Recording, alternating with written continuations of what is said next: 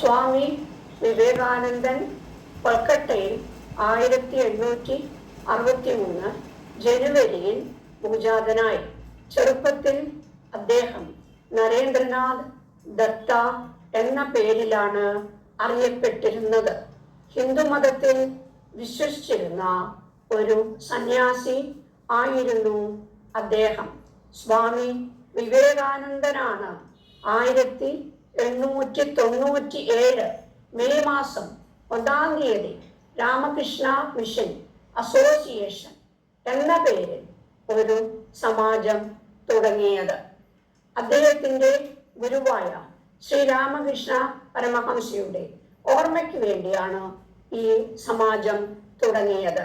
ജനസേവാ പ്രവർത്തനങ്ങൾ തുടർച്ചയായും ധാരാളമായും നടത്തിക്കൊണ്ടുവരണം എന്ന ഉദ്ദേശമായിരുന്നു ഈ സമാജത്തിന്റെ ലക്ഷ്യം. ഹിന്ദുമതവും പാശ്ചാത്യ മതവും തമ്മിൽ കൂട്ടിച്ചേർത്ത് എടുക്കാനായിരുന്നു അദ്ദേഹത്തിന്റെ ശ്രമം.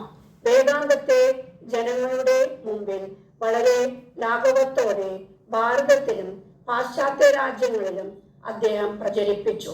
കൊൽക്കട്ടയിൽ ഒരു ബംഗാളി കുടുംബത്തിൽ ആയിരുന്നു ജനിച്ചതെങ്കിലും അദ്ദേഹം ധാരാളം ഭാഷകൾ പഠിച്ച് സ്വായത്തമാക്കി. ബിലെ എന്ന പേരിൽ നാമത്തിൽ ചെറു പ്രായത്തിൽ അദ്ദേഹം അറിയപ്പെട്ടിരുന്നു. ധ്യാനം, വായന എന്നിവയായിരുന്നു ബിലെയുടെ ഇഷ്ട വിനോദം. ധാരാളം സംസ്കൃത വ്യാകരണ ഗ്രന്ഥങ്ങൾ അദ്ദേഹം രചിച്ചിട്ടുണ്ട്.